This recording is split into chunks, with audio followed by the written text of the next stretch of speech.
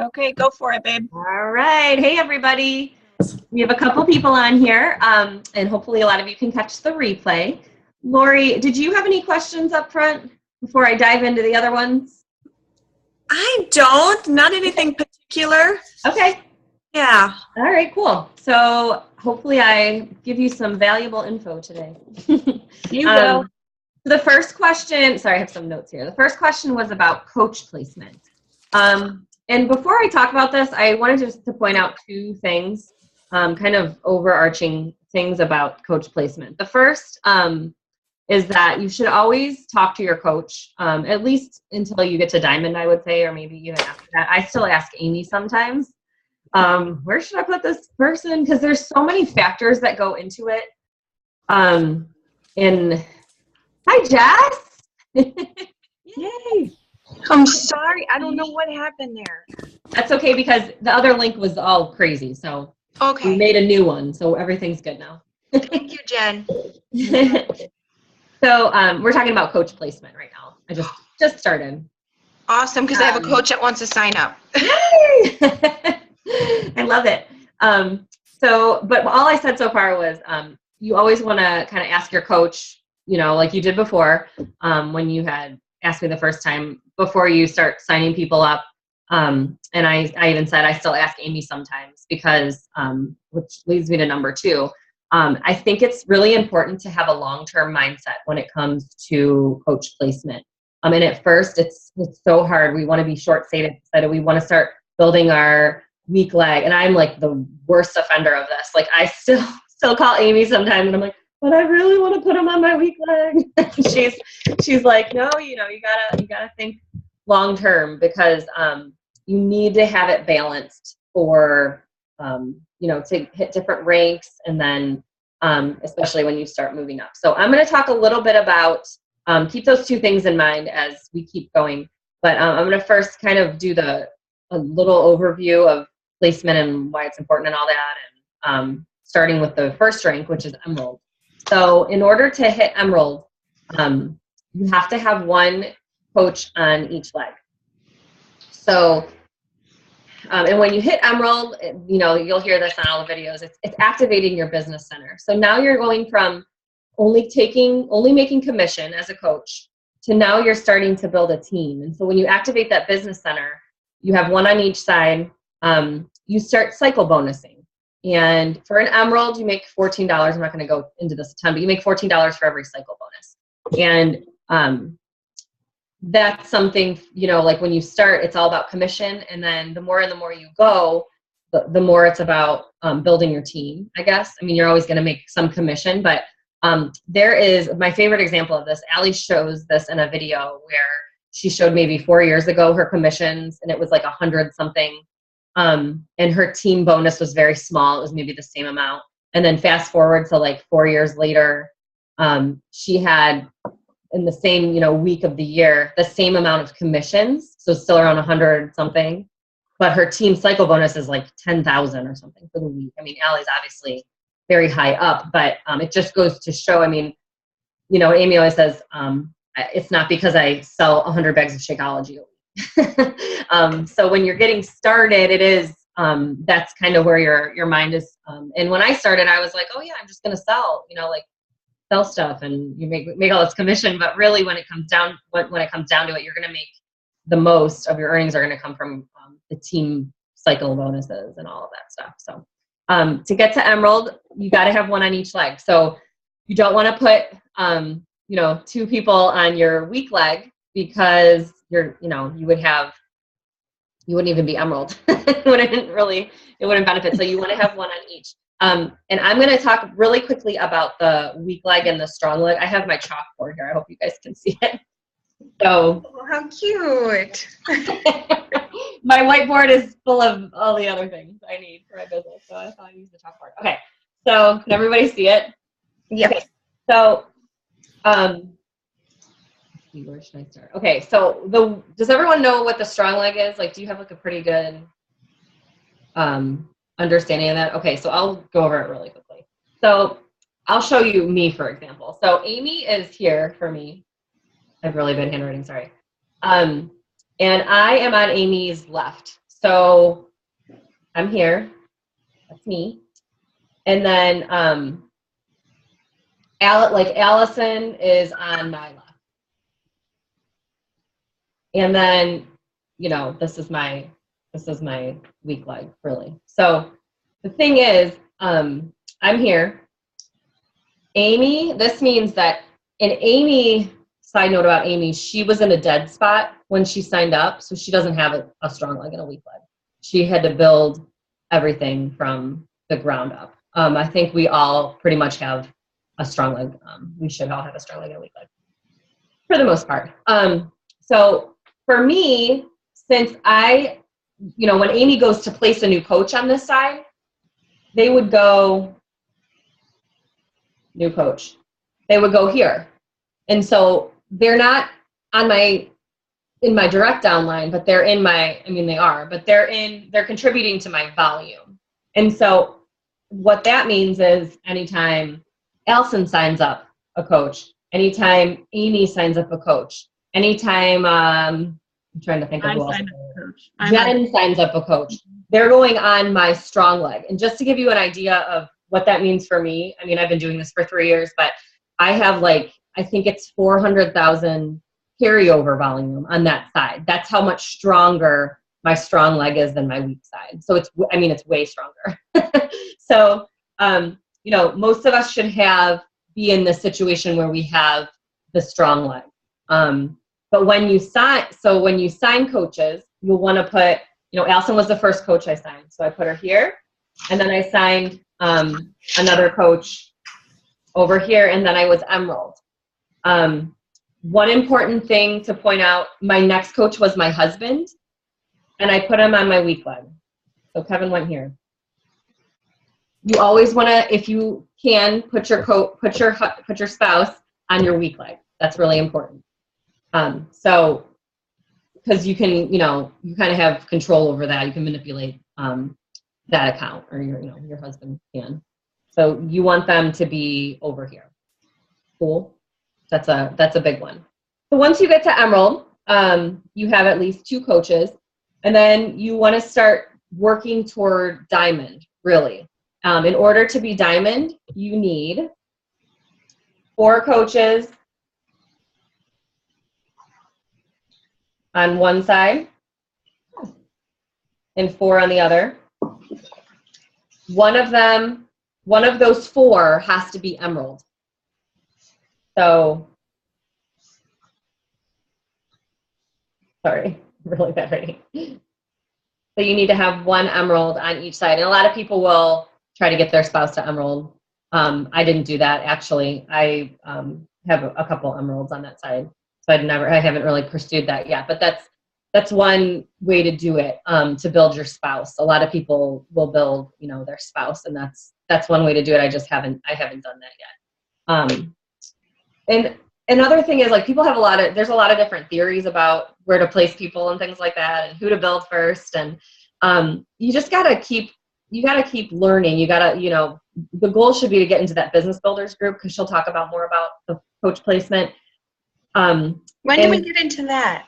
After you finish the Thrive Academy, you got to get through all of that first, and then get to Emerald, get through the new coach camp. Okay. And hit Success Club. Is it once or twice, Jen? I always forget. I don't remember, actually. Okay. I think I'll let you know, Jess. Okay. But it won't be too far off for you. So. Yeah.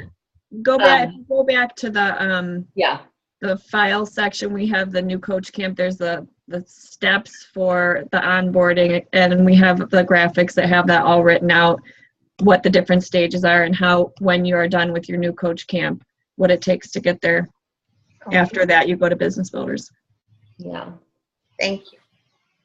All right. So that's the first kind of 2 steps, I guess, would be to get to Emerald and then get to Diamond. And I'm trying to, there's so much involved in coaching. I'm trying to, so you need to alternate between the 2. So obviously, it would be tempting to put 7 coaches on your weak leg. And 1 on your strong, because you have all that other volume from all the other coaches going over there. But it's just important to remember you're going to never lose that volume as long as you stay active. So you're going to have, like I said, I have carryover volume. As long as I don't go inactive, then I'm going to have that carryover volume over there. So it's just going to keep adding up. It's not like it's going to go away. So, you know, having people on, you have to balance out those legs, I guess. And so then when you get past diamond, and this is a mistake that I made, and I you know, just didn't really know better, I guess, but I put a lot of people on my right, which was good for that time being. But then what happened is I lost a couple coaches on my left, and I only had 4 over there because I was trying to build up the other side so much. And so when I actually lost 2 coaches in a month, and then I was back to emerald. So I went from being like 1 star to emerald. And so they say, and I think it's Allie and Brett that say this, it's becoming diamond on repeat. And so what that means is that not only do you have, you know, your diamond once, but then you start building it up so that you have 4 and 4 again. So you have, you know, diamond once, diamond twice, so that, you know, and we do have a tendency to put discount coaches on our strong leg, and discount coaches go inactive a lot, you know, and which is fine. That's just how it is. And so you want to have the more than 4 people over there to make sure that, you know, if they go inactive, you're still going to hold your rank over there, hold your rank. And long-term thinking. I'm sorry. Yeah, Lori. I have a question. Once you place someone on a certain leg, and like in your incident, you found out that you lost a couple of them, can you switch them over? No. They're there. So this is how it works. So you can switch them, you know, not in that case, but you can switch them within a few days of them signing up. If like, because sometimes sometimes on my team, I don't know why this happens, but people will sign coaches really fast at the same time.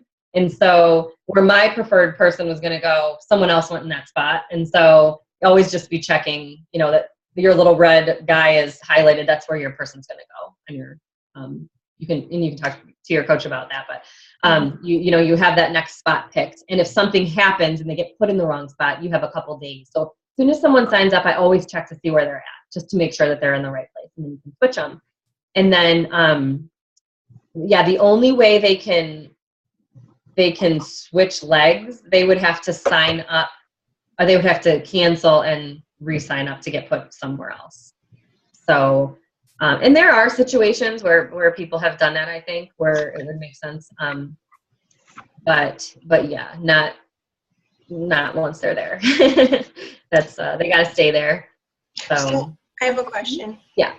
So the coach that I'm going to be signing up today, she is asking me, can I quit at any time? Like, do I have to, you know, like I'm going to try my hardest to keep her on. Yeah. But there's not an obligation, right? It's just. No, and that's a nice thing. I've heard, you know, some MLMs where you have to commit for a certain amount of time. You know, you sign up for the year or the quarter or whatever. With Beachbody, you just have to, it's just the monthly, the $15.95 or, you know, whatever it comes out to be. It's month to month. And so, yeah, she could cancel her shakes at any time. She could cancel her coach account at any time. And just so she knows, if she decided to sign back up, it would be that 6 months, unless she signed up under you on the same leg. That's the only difference. And then do we add her to the new coach camp? Like my other coach, I still like, do I want to do a picture and say, you know, welcome Christina and everything like that, even though they're just the discount coaches right now?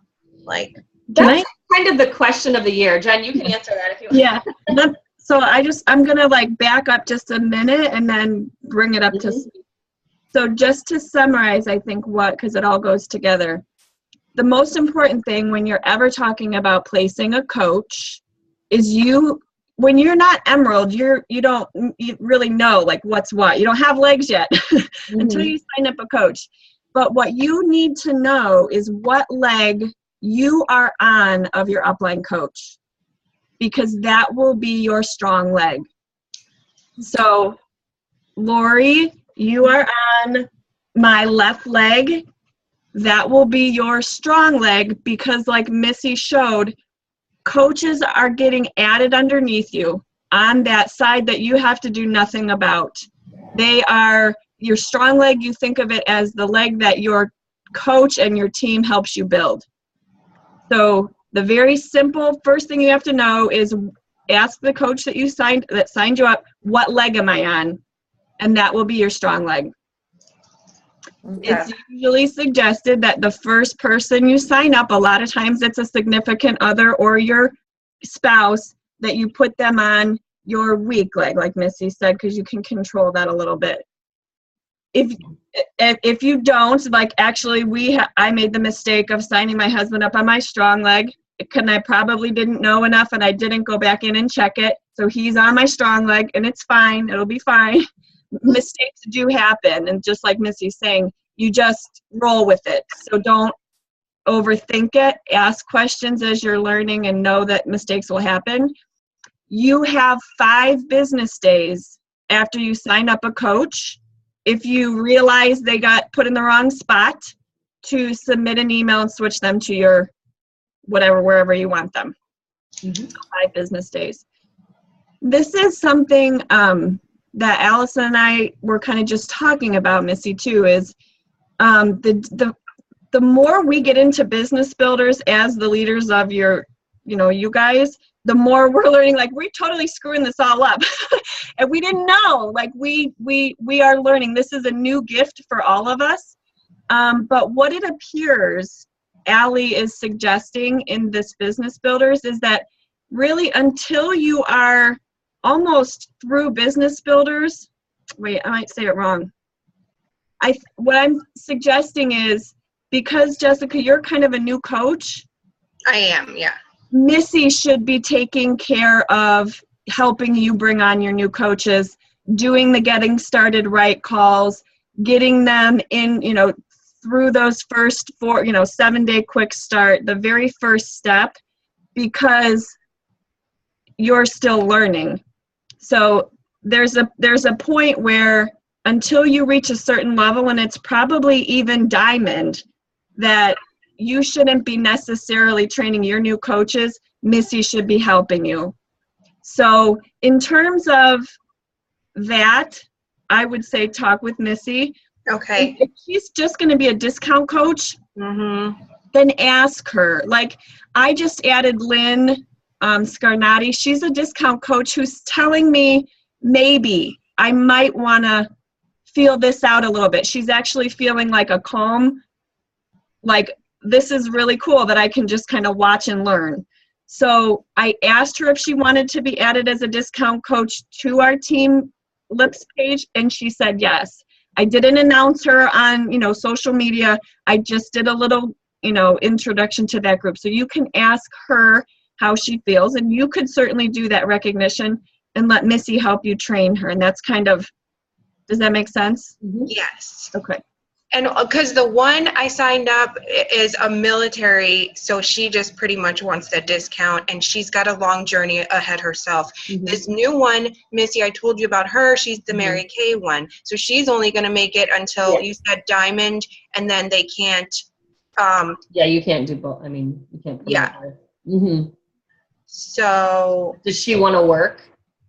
She's saying right now she really just wants to save the money with the discount, but then I threw in there about the commission, and if friends and family start seeing her changes and everything else. So I said, I will get back to her today at noon. She's like, all right, you sold me. What do I have to do? So at that point, I'm like, I have a Zoom meeting. I got to go. So I'm like, I'm nervous. I want to do it right. Nervous? I'll talk to you at preschool. I'll give you a okay. Yeah. Okay. And then Jen, did you want to? I think that's good. Okay.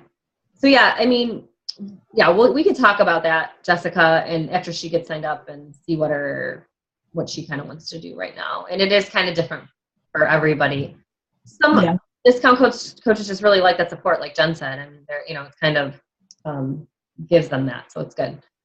I'm trying to think if there's anything else I wanted to cover. Oh, I did want to just mention this really quickly. There's Allie, sorry guys.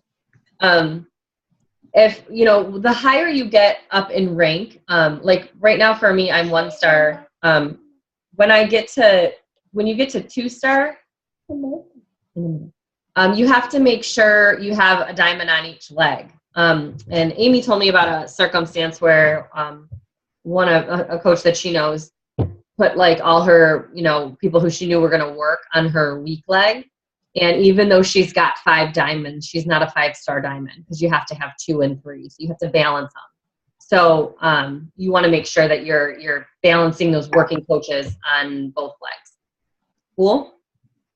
Yeah. It's about balance. Yep. Yeah.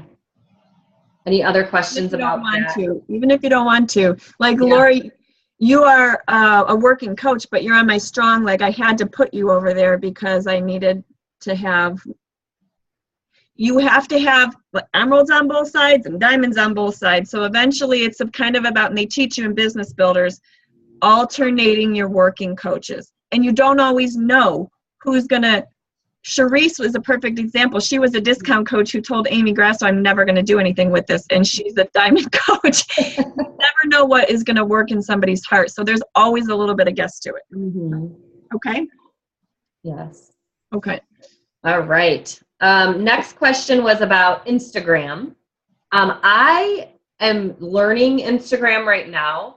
I don't feel like I can give you any like great earth-shattering information about it, but there have been I know just a couple of things I have noticed about Instagram. Number one, it seems like all of my followers see my stuff on there, which is kind of awesome because I probably have 100 something and I'll get like 20, 30 likes on a picture, whereas if I would have posted it on Facebook, I may have gotten 1 or 2 if I had 100 followers, maybe. And so it seems to be a good platform for getting things out there. And I've noticed some of my other coaches, like Meg, I see Meg on there posting a lot of fitness stuff. She gets a lot of love on her Instagram posts. I know it has a lot to do with the hashtags that you use. I kind of use hashtags for fun. Like I don't I don't understand what's like trendy with them, but how does that work with a hashtag? I guess they're really important on Instagram. So I just started putting hashtags on stuff. But it's how you can be found. Like, it's people can search hashtags. Mm-hmm. Like Fit Mom or Beachbody Coach, or like when what's his name, Gary Vaynerchuk, the guy that spoke at Summit, when he was on the plane or whatever on the way to Summit, he said he went through everybody who hashtagged Summit and he looked at all their things to see what they were posting before he gave his presentation at our conference. And so it's a connector. Search Beachbody Coach, your thing will come up there, and then people be like, oh, I want to follow her, she looks interesting, follow you. I barely use I really need to start because people will find me, and I guess maybe it's because of like hashtags that I use. I don't know. I used a couple. I did use Beachbody Coach a couple times. I do hashtags on Instagram a lot, and I know that I don't get anybody else. Like if I do like 21-day fix, or you kind of look at the top and see what's the most popular one and how many posts are up there. Mm-hmm. But there's a couple times some strange person has liked my post of that. So you just have to kind of be creative sometimes, or simple. I don't know. There are a lot of trainings and things you can do to learn more about Instagram. Shalene has some. There was a national wake-up call a while back about building your brand on Instagram, and I can post that in the comments of this call when we get this posted up on the page. So you guys can look at that if you want to learn more about Instagram.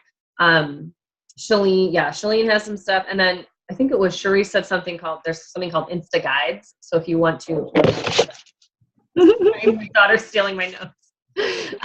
If you want to like learn more about it there, but I know there's other trainings and stuff that you can do if you want to learn. Look at the kitty out.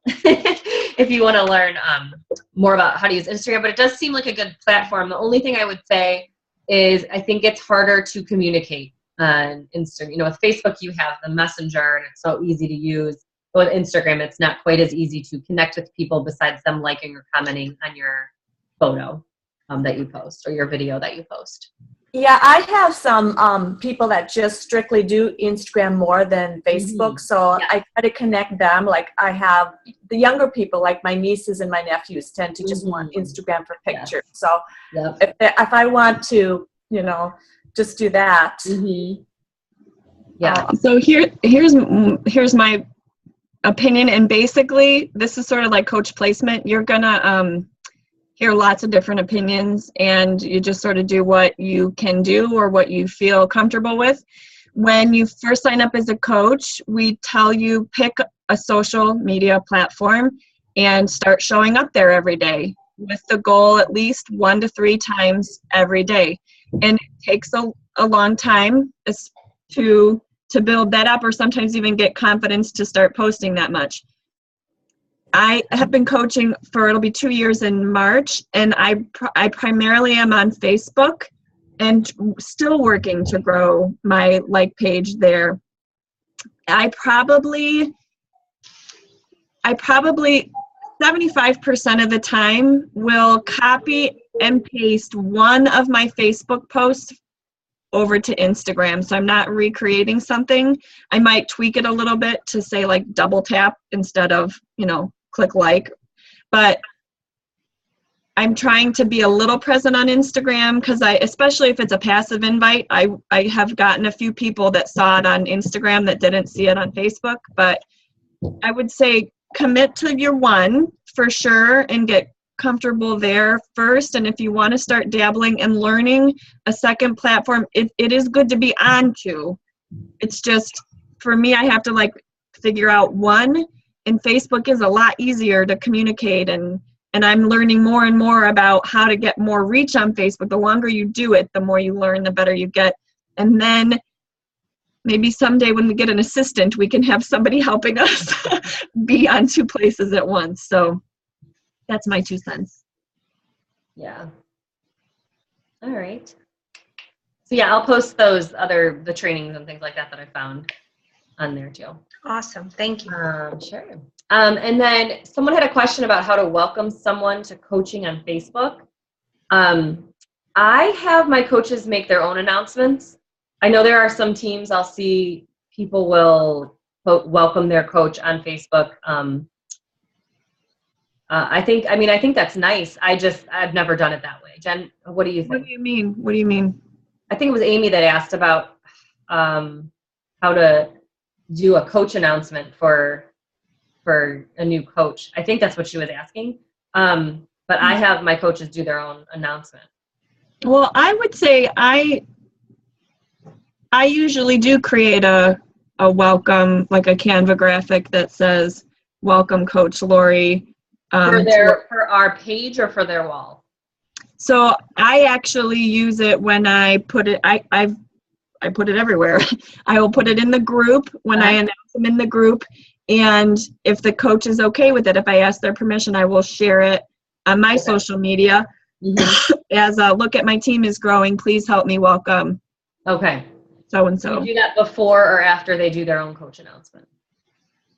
Well, it would probably most of the time it's before, because they are just getting started and I just signed them up and I'm announcing them. So their coach announcement would come far later, because that doesn't take place until they're in the academy.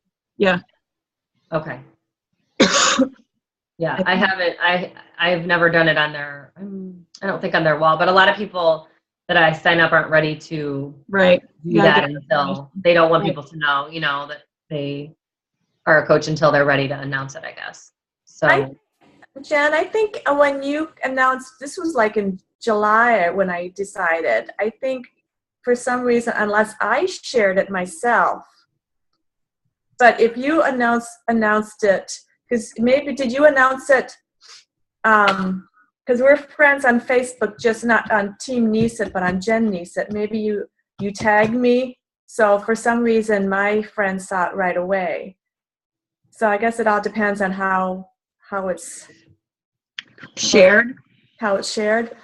If I put it on Team Neesit, what I've been doing a lot is sharing it from Team Neesit to my personal page, because there you can tag people. Yeah.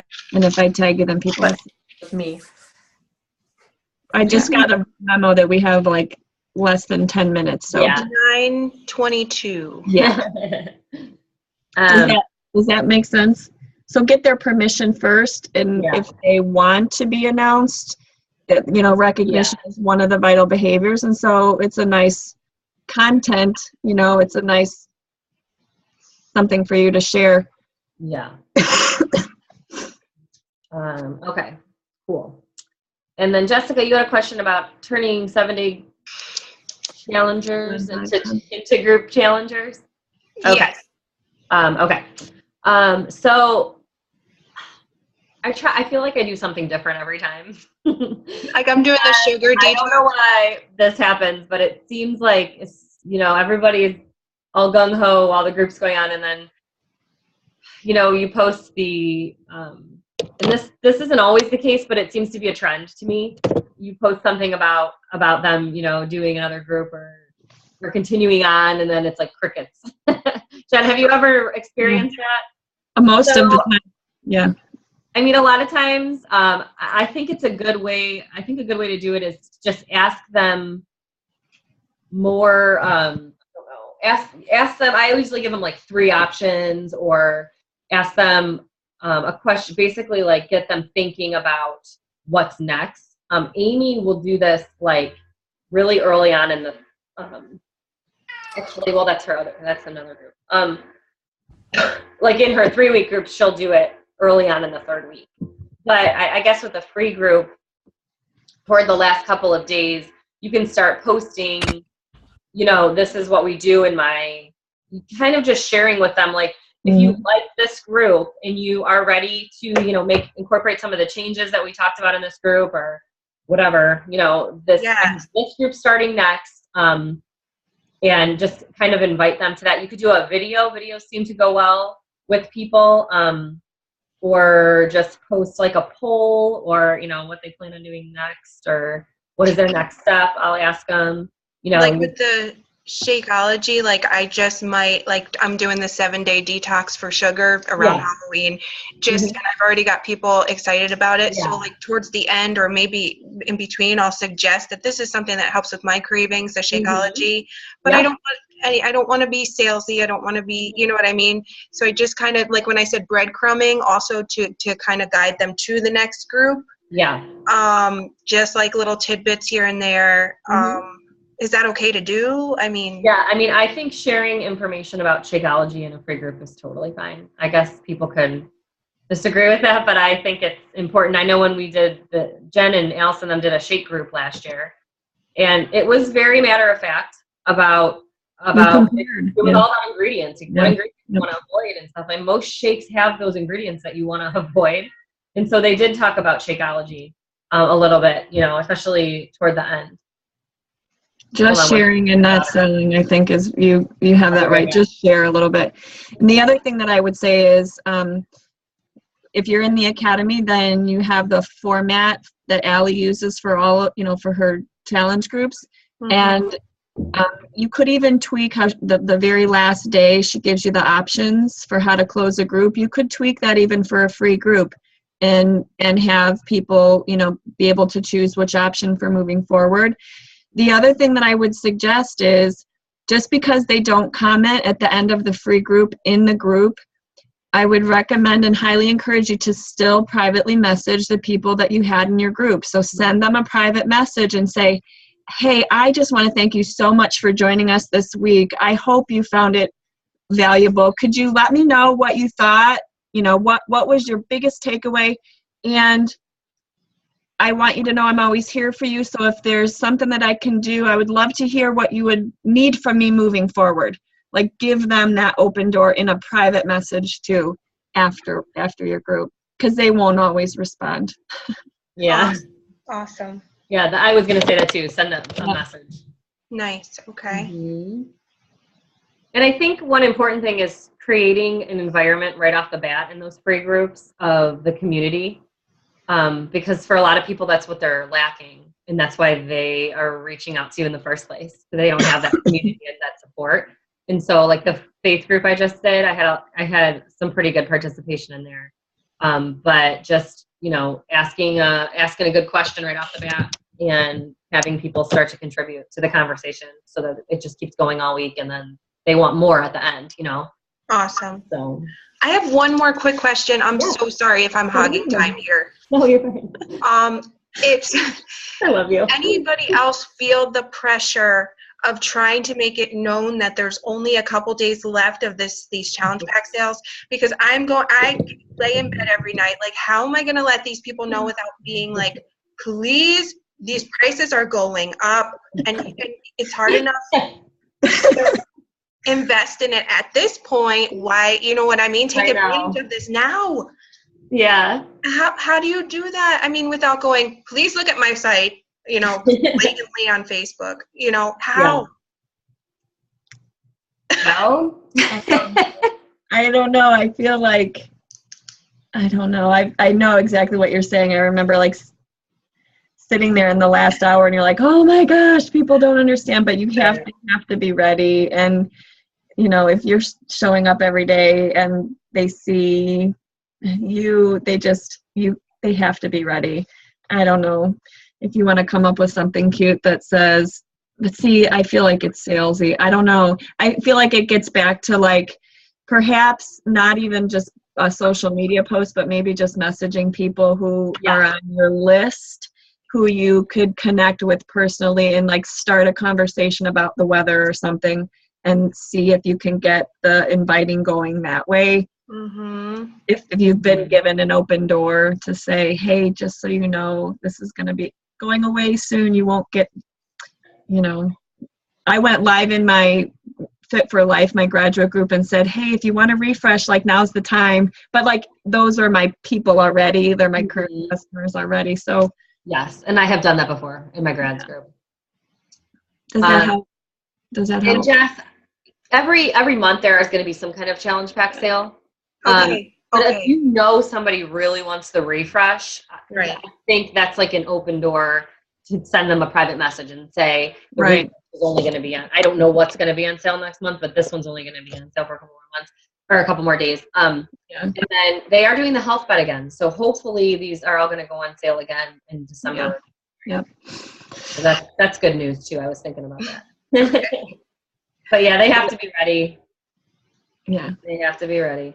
And if they're not right now, it'll come again in the future. That's the whole planting seeds thing, and trying to just have patience that, you know, we're at the 1.5 minute mark, ladies. Last chance. All right. Anything else? Lori? No. Good? Okay. All right. Well, let us know if you have any other questions. Okay. Great call, you guys. I'll get this posted in the group. All right. Thanks. Thanks so much for everything. You're welcome. I'll see you in a little bit, Jess. Okay. See you later. Bye. Goodbye, Jessica.